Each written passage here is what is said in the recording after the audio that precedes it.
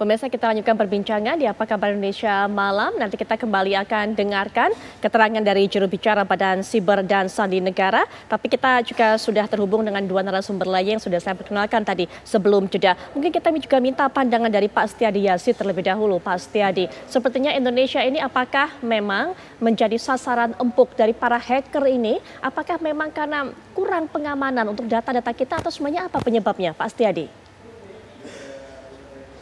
Ya, mungkin kita juga sama-sama menduga. Jadi mungkin kita karena masih baru, ya, sehingga memang belum siap, belum matang. Atau mungkin juga karena kita belum dapat SDM yang topnya. Ya. Mungkin gaji kita nggak sebaik gaji di luar negeri, sehingga banyak yang top-top itu malah hari keluar. Sehingga memang saya lihat memang sejak dulu ya banyak sekali kita kejadian sistem pemerintah terutama yang kecurian datanya, kena defacing dan sebagainya. Merupakan ciri khas dari kurangnya SDM yang bekerja baik untuk mengamankan. Mengamankan memang tidak mudah sehingga perlu sekali orang yang berdedikasi dengan gaji lokal gitu ya. Dan mereka mau berkorban mencari mengamankan tanpa ada reward yang luar biasa ya. Kalau penyerang lain lagi, penyerang itu biasanya semangat karena dia setiap berhasil ada panen yang besar. Kalau yang menjaga ini kerjanya rutin, lebih berat, rewardnya gaji rutin saja gitu. Sehingga memang secara umum memang kita dapat dibilang lemah di bidang itu. Sehingga mungkin menjadi sering target sasaran untuk orang-orang luar negeri ya. Karena memang biasanya penyerang itu dari seluruh dunia, karena sejak ada internet itu tidak lagi ada jarak, orang bisa menyerang dari Rusia, dari Cina, dari mana-mana bisa menyerang masuk ke kita. Nah karena kita lemah, mungkin gampang dikuasai. Dan mereka perlu juga memang komputer yang walaupun nggak terlalu kuat tapi dibajak untuk menyerang yang lain. Jadi itu menjadi favorit target untuk para hacker itu. Jadi selama memang betul. Dan kita perlu segera menangani hal ini. Kita perlu memperkuat dan untuk itu banyak hal yang perlu dilakukan. Selain awareness juga perlu mencari orang yang tepat yang mau bekerja keras mengamankan tanpa kenal lelah. Ini harus 24 jam kerjanya. Kalau penyerang itu kerjanya hanya kalau dia semangat dia nyerang, kalau enggak ya dia istirahat. Kalau nyerang dapat duit, begitu lah. Kira-kira begitu Bu. Baik. Nah ini kita ke Pak Ariandi lagi selaku jubir Badan Siber dan Sandi Negara karena waktunya juga mungkin terbatas untuk terlibat perbincangan ini. Tapi Pak Ariandi bisa dijelaskan kepada kami juga bagaimana bentuk komunikasi dengan para hacker ini sehingga kemudian mendapatkan informasi kita bahwa meminta uang tebusan sebesar 8 juta dolar Amerika Serikat atau lebih kurang 131 miliar rupiah. Pak Ariandi. Ya, terima kasih Mbak. Jadi fokusnya di BSSN adalah bagaimana menanggulangi krisis insiden PDNS yang ada. Jadi koordinasinya lebih utama kita melihat bagaimana koordinasi dengan layanan-layanan terdampak. Dalam hal ini ada Kemenkominfo, ada Telkom Sigma, ada PDNS di Surabaya, dan beberapa entitas lain termasuk imigrasi. Nah fokusnya kepada beberapa hal tersebut. Kita ingin melihat bagaimana sistem itu bisa pulih secepatnya, apapun yang bisa dilakukan.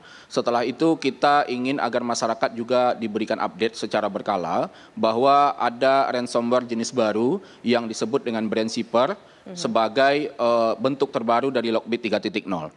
Nah kita ingin menjadikan ini sebagai sebuah lesson learned juga bahwa tata kelola dalam sistem keamanan siber harus diperbaiki selengkap-lengkapnya. Jadi selain itu juga kita ingin melihat bahwa lesson learned dari ransomware ini juga kita harapkan di kemudian hari tidak terjadi. Jadi semua penyusunan dokumen dan laporan kita serahkan kepada entitas terkait untuk menjadi lesson learned paling penting. Agar ini juga kita lihat jika ransomware ini juga di kemudian hari menyerang berbagai sistem, kita sudah bisa deteksi. Nah ini yang paling penting. Tadi saya sepakat dengan apa yang disampaikan Pak Pratama, bahwa bagaimanapun ketika terjadi ransomware penyandian data, yang perlu dicari dekriptornya. Nah, dekriptor ini yang menjadi salah satu titik pijak dan poin paling penting.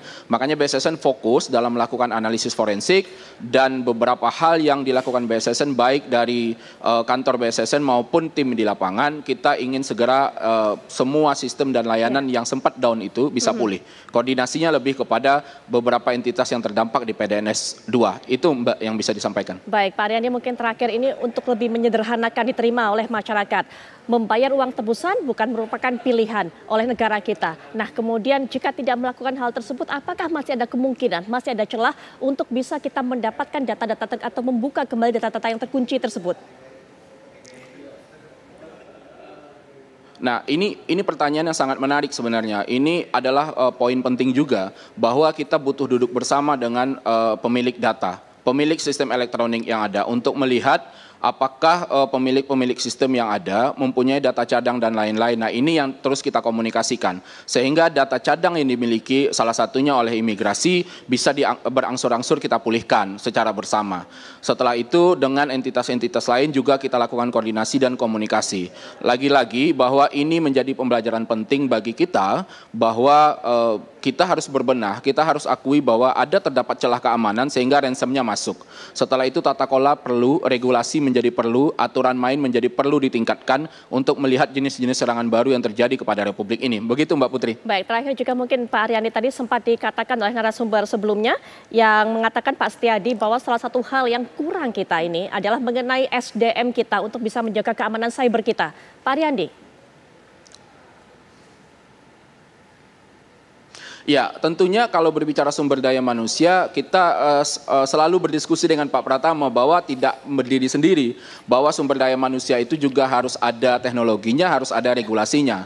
Jadi sumber daya manusia kalau kami di BSSN itu punya Politeknik Siber dan Sandi Negara. Apakah sudah cukup? Tentu belum. Bahwa ada rancangan sumber daya manusia yang secara jumlah harus didapatkan, ada rancangan sumber daya manusia secara kualitas juga harus terus ditingkatkan. Nah, peningkatan kualitas sumber daya manusia ini menjadi penting. Ini juga menjadi lesson learned juga untuk BSSN untuk melihat berbagai jenis-jenis serangan baru yang juga kami mitigasi, kami melakukan forecasting di awal tahun bahwa akan ada beberapa serangan di tahun 2024 yang juga bisa mengintai beberapa sistem elektronik yang ada di Republik ini. Nah, mitigasi, monitoring perlu dilakukan, peningkatan juga perlu dilakukan terhadap sumber daya manusia. Baik, Pak Aryani Putra, terima kasih sudah meluangkan waktunya untuk menjelaskan hal ini kepada kami. Selamat malam, selamat melanjutkan tugas kembali. Kita akan juga dengarkan bagaimana pandangan dari Pak Tulus, karena Pak Tulus kembali lagi ketika ada serangan hacker seperti ini, masyarakat juga terkena dampaknya, Pak. Ya, tentu saja, karena ending dari kasus ini kan masyarakat sebagai pengguna pelayanan publik, sehingga kita sangat kecewa, sangat prihatin dengan kejadian-kejadian yang berulang, dan khususnya kejadian ini kan di lembaga pemerintah atau bahkan di BUMN. Nah, pertanyaannya tadi tidak ada lesson learned ketika portal-portal milik pemerintah sudah berulang kali kena hacker, tapi tidak ada upaya untuk melindungi lebih kuat sebagai bentuk tanggung jawab pada pelayanan publik. Kita bisa bandingkan kalau sektor swasta yang lain tidak diserang dan mampu, kenapa pemerintah tidak belajar dari apa yang dilakukan oleh pihak swasta. Padahal sebagai pengelola negara, dan itu menjadi data yang sangat penting di era digital seperti ini, maka harusnya kejadian itu tidak boleh berulang. Misalnya tadi yang apakah dari masing-masing entitas pelayanan publik itu harusnya punya backup data, sehingga tidak mengandalkan data milik data nasional, sehingga kalau kejadian seperti ini pelayanan publik bisa diamankan, tidak ada pencurian data dan tidak terganggunya pelayanan publik. Ya, kalaupun terganggu tentu dalam skala yang jauh lebih kecil. Nah, sekali lagi kami sangat menyayangkan ketika pemerintah begitu liberal membuka keran-keran digitalisasi tapi tidak melindungi diri, tidak memproteksi diri dengan hal-hal yang mengantisipasi dan mitigasi dari kemungkinan kalau terjadi serangan dari hacker tadi. Karena di era digital seperti ini kan memang hacker-hacker seperti kata Pak Setiadi, dia akan menyerang ya ketika mungkin hobinya juga menyerang, tapi kalau capek dia berhenti. Tapi seharusnya ada pembelajaran untuk hal ini sehingga tidak terulang terjadi, dan itu terjadi di lembaga pemerintah atau bahkan di BUMN.